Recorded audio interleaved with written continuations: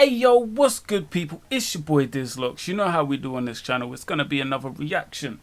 We're gonna do what we do. But this time we ain't reacting to a song. We are reacting to a Scardlxrd interview.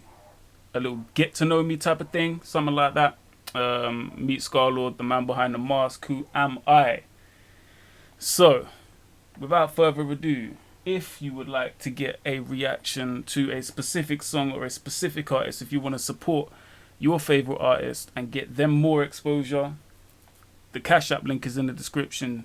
Drop the lowest common denominator you can, £1, $1, €1, it don't matter what it is. Drop that with whatever the hell you want me to react to and I'll get it done. So let's get into this one here. I'm Scardlxrd and this is who I am.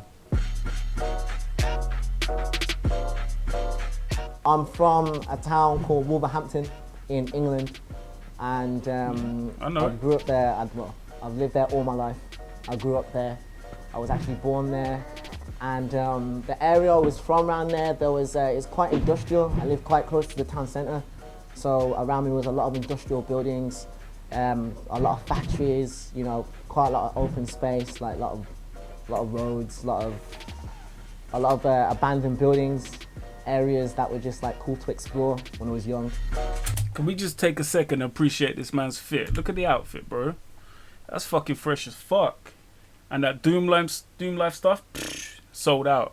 I went on the site, I looked. Every single item of clothing and accessories that the man's got on there, sold out.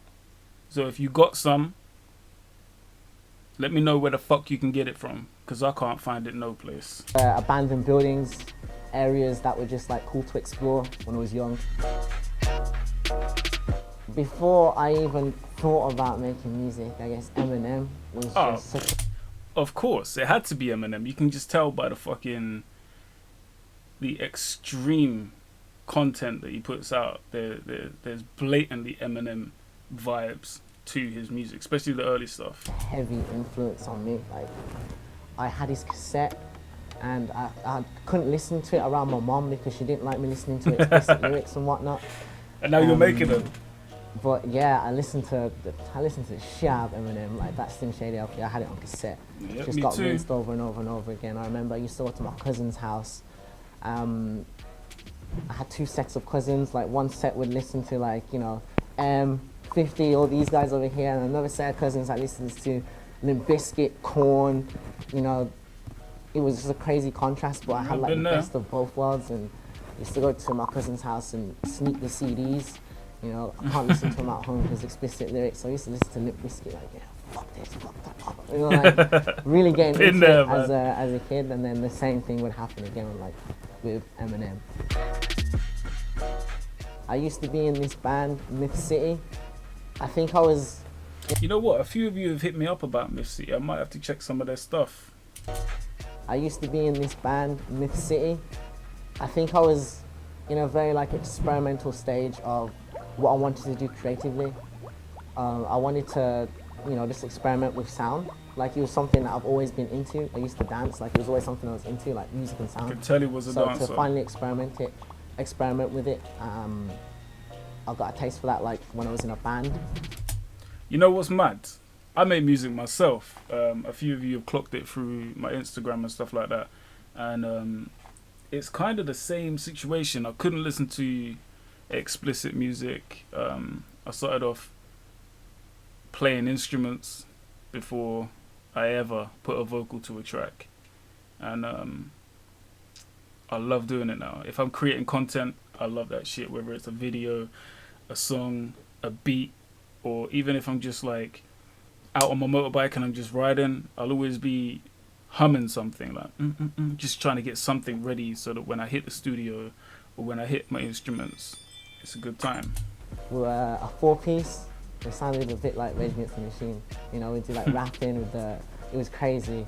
But that right there, like, it just triggered me and just set me off on like this unusual path of just constantly creating and wanting to always make something new. And this dude's constantly creating, man, all the time. So I lived at home with my mom and 2 brothers, and there's a rule in my house that when you hit 18, you get kicked out the house. So I watched my 2 brothers get kicked out.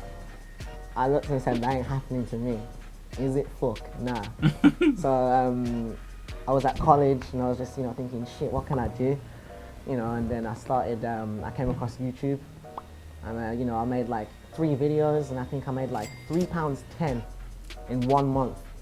That was enough for me. I was like, all right, cool. You don't even if get I that double nowadays. down, if I go hard, and if I just, just go in, fuck working. That's why the cash Like, app's in the I can just do description. this, and that's exactly what I did, and then it just went clear, and then I moved out before she could kick me out. So I guess that's the first job I had was under the alias Mazzy Maz, and I would just make, just your typical YouTube content that, the younger audience is attracted to and likes to enjoy. The mask was something that I felt like was, crucial to my visual art and my sound. As I develop and as I grow, my perspective just changes, and I honestly feel like image and, aesthetic and all that shit is just a complete waste of my fucking time. And now we gotta wear masks. I just want to make great tunes now. I just want to make music now. I just want to really get down to business, get in the studio, get going, get writing, get yelling. Yeah, man. So this one here is an open wound. It's just a pleasant reminder to never heal. And that sounds quite, like it comes from a dark place, but it's not. It's almost just, never forget. Like, never forget who you are and what you went through to put yourself where you wanted to be. Like, I get that. For me, making music and just, starting from square one again, like starting from zero, like minus numbers in the account, no electric, all that shit, like it was all there right now. That's why the cash app's in the description. Never forget. Don't romanticize being in a pile of shit, but understand, you smell good now, but you didn't smell so great at one point. Stay humble, stay down, stay true to the craft, stay true to your own art, stay true to your perspective, and that's what this one is here. I'm Scardlxrd, and that's who I am. Okay, I see that. You didn't really get too much of it inside there. It's kind of like, this is who I am, but I still hold a lot back, kind of thing. Regardless of who you are, where you come from, or whatever the fuck it is, the music this guy makes, the music this guy made, the consistency of the quality, the consistency of the music he puts out, the work rate, the dude is on another fucking level. He has got to have the biggest back catalogue of any UK artist I've heard in a long time for his age. No question about that at all. He's a fucking genius. There's no question about it. But yeah, if you want to get something reacted to, let me know. Hit the cash app. I'm going to catch you lot in the next one.